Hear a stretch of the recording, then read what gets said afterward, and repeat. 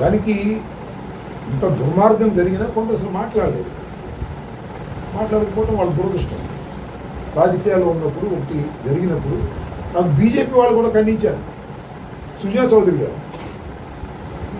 దాడులు చేయటం తప్పు అని ఖండించాడు. సరే, బూతులు తిట్టడం కూడా తప్పు అన్నాడు, అది వేరే విషయం. దాడులు చేయటం అనేది తప్పు అని ఖండించాడు.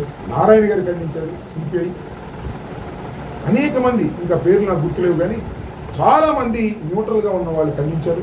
తెలుగుదేశంలో ఉన్నవాళ్ళు నాకు ఫోన్ చేసి, రాంబాబు గారు మా వాళ్ళు చేసిన అన్యాయం, కానీ మేము మాట్లాడలేము బయటకు వచ్చి అని నాకు ఫోన్ చేసి మద్దతు ఇచ్చారు. జనసేనలో ఉన్నవాళ్ళు మద్దతు ఇచ్చారు. ఎందుకంటే జరిగింది అన్యాయం. ఇవాళ ఇలా జరిగింది.